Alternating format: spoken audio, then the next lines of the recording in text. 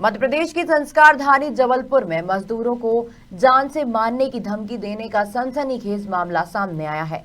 पीड़ित मजदूर railway bridge में काम करने के बदले मजदूरी मांगी थी, लेकिन मजदूरी देने के बजाय उन्हें अब जान से मारने की धमकी मिल रही है। पीड़िता मजदूरों ने अब ठेकेदार के खिलाफ शिकायत दर्ज कर कलेक्टर से न्याय की गुहार लगाई है। गरीब है सर, सोचा था कि रेलवे के ब्रिज में काम करके कुछ गरीबी कम कर लेंगे। काम पूरी मेहनत से किया, बच्चे भी काम में जुटे थे, गर्भवती पत्नी भी सिर में थसला रखकर काम कर रही थी। ठेकेदार संतोष यादव द्वारा कहा गया था कि 15 दिन काम करने के बाद मजदूरी का पैसा मिल जाएगा, लेकिन सर 2 माह बीत गए, फूटी कोड़ी भी नसीब नहीं हुई। अब ठेकेदार से मजदूरी का पैसा मांगते हैं तो वह जान से मारने की धमकी देता है। ये कैसा न्याय है साहब, कोई मदद करे हमारी। यह फरियाद थी उन 55 मजदूरों की जिन्होंने सिहोरा के घाट सिमरिया में बन रहे रेलवे ब्रिज में काम किया, लेकिन उन्हें पैसा नहीं मिला। माथे में मायूसी और चेहरे में डर लेकर कलेक्ट्रेट पहुंचे मजदूरों ने बताया कि भगवान ने दोहरी मार दी है। एक तो पहले से गरीबी का दंश झेल रहे थे, ऊपर से काम करने के बाद भी मजदूरी नहीं मिल रही है। 2 माह तक काम किया, मजदूरी के नाम पर सिर्फ संतोष यादव ठेकेदार आश्वासन दिया गया है। मजदूर शिकायतकर्ता ने बताया कि पत्नी के पेट में 9 माह का गर्भ पल रहा है, उसे भर्ती कराने के लिए पैसा नहीं है। संतोष यादव ठेकेदार से मिलने पहुंचे तो उसने दुत्कार भगा दिया। कलेक्टर से शिकायत करने आए तो यहाँ कोई अधिकारी नहीं मिला। हाँ, बताओ।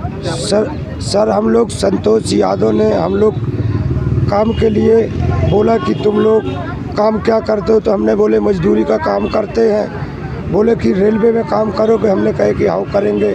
हमको संतोष यादव सिहोरा का रहने वाला है ठेकेदार, वो काम में हमको लगा लिया, काम में कराते रह गया। बोला कि आज दे दूंगा पैसे, कल दे दूंगा। आज हमारे पास कुछ भी नहीं है, बच्चे लोग हम भूखे मर रहे हैं और उसमें पैसे मांगते हैं तो हमारे माँ बहनों को अनाप शनाप बोला जाता है। और हमारी कष्ट है कि प्रार्थना है कि हमारी मजदूरी दिलवाया जाए सर। कितने मजदूर हैं आप लोग? हम लोग 50-55 आदमी मजदूर आदमी काम किए सर, और कुछ लोग वहीं से भाग गए घर। बोले कि ऐसे भूखे में क्या करेंगे। हमने बोले कि हम तो जाएंगे भाई, जहाँ मिलेगा, जहाँ से पैसे लेंगे। बच्चों से भी काम करते? बच्चे से छोटे छोटे बच्चों को हमारे 30-30 गाला, 15-15 गाला बच्चों को गिन के देते थे।